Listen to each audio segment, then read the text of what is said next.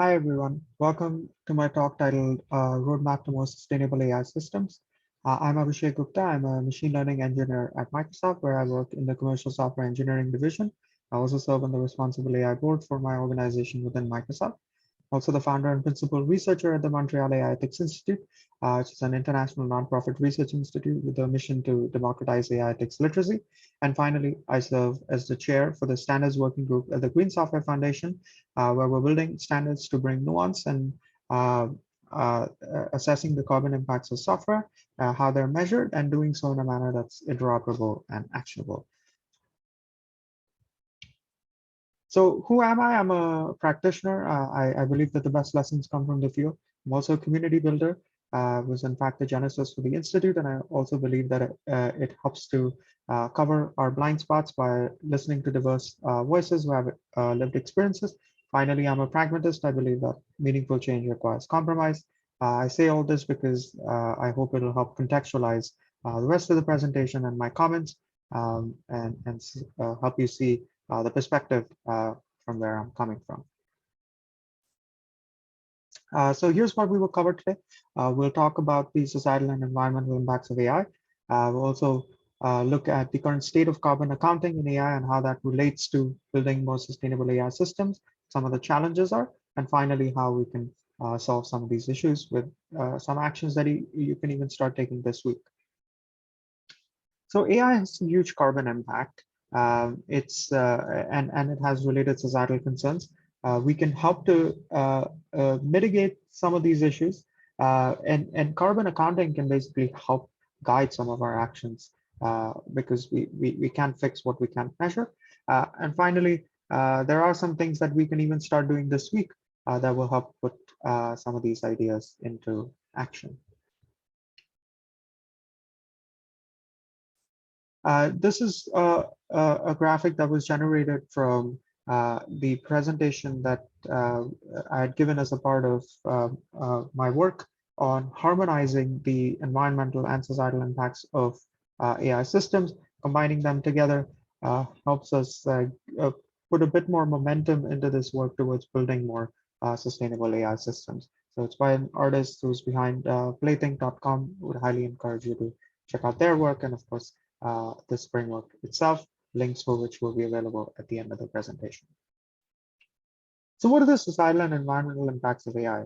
First off, in terms of the environmental impact, large-scale language models have really brought this to the forefront with environmental footprints going into the equivalence close to that of several back and forth flights between New York and San Francisco. There's a huge disparity in carbon intensity in between places like Iowa in the United States and Quebec in Canada, where it can be 40 times the difference in terms of carbon that's emitted per unit of electricity that's consumed. This has implications in terms of social inequities.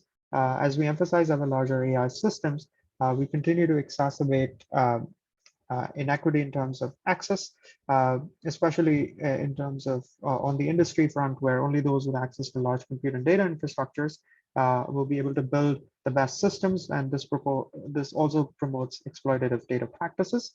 On the research front, only those with the most well-funded labs can work on competitive models, and they can continue to receive more funding, thus further entrenching these gaps. In terms of a general audience, there's also barriers to entries for new startups, emerging researchers, especially those in developing parts of the world where the infrastructure costs can become quite prohibitive. The power to make changes is in our hands. What that means is that it definitely, carbon accounting isn't the complete solution, but it can help us, it can guide us in making more informed choices on where and how we should make some of these changes.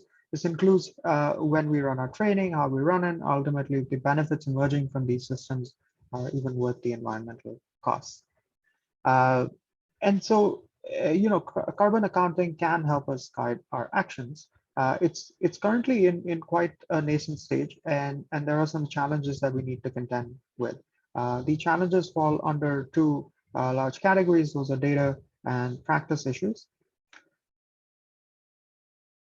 So on the data front, there is currently a lack of richness in the input data sources. What that means is that they're static in the energy input data that we get. In places where there are renewable energy mixes, having these static tables actually doesn't give us an accurate enough picture.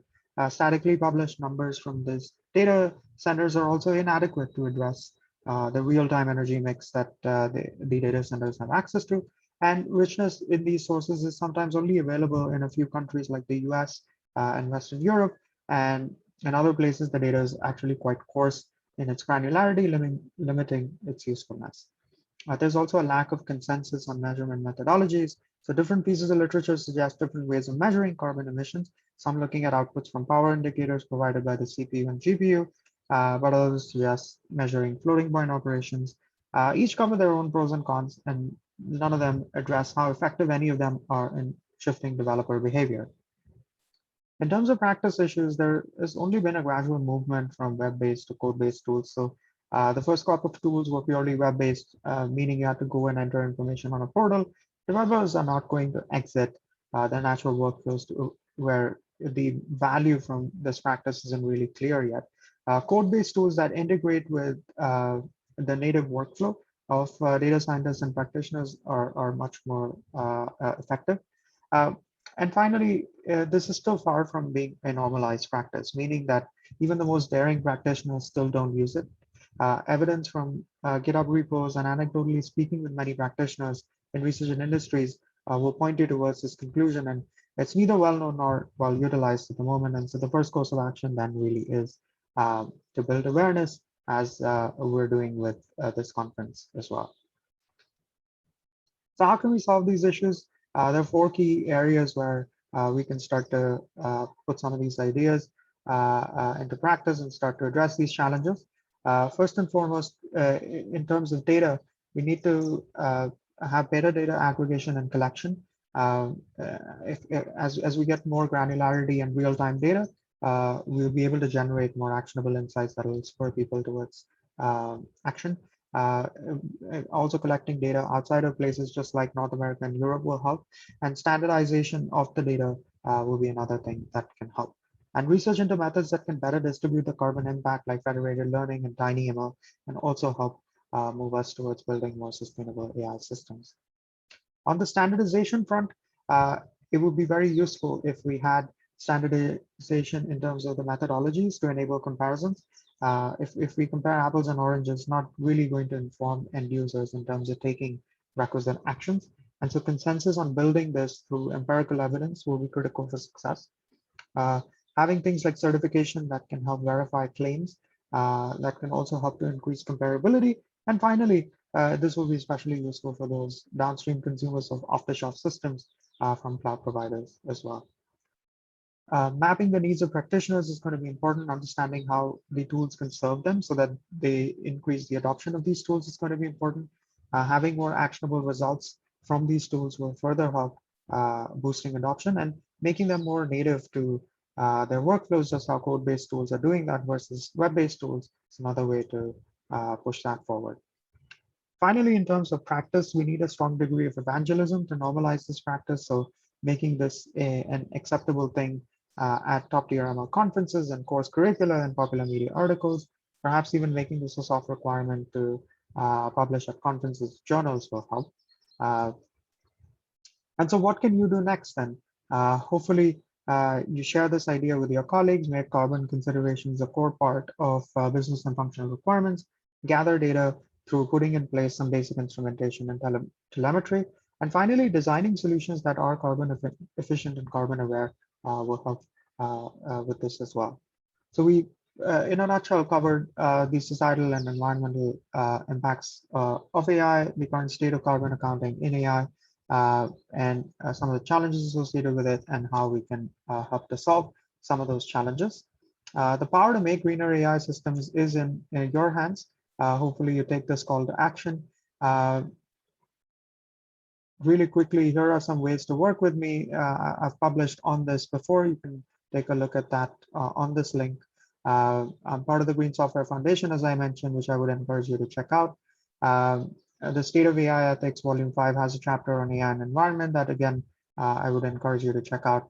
And finally, here is a way for you to get in touch with me through my email, through my website, and on Twitter as well. Thank you for listening, and hope you enjoy the rest of the conference.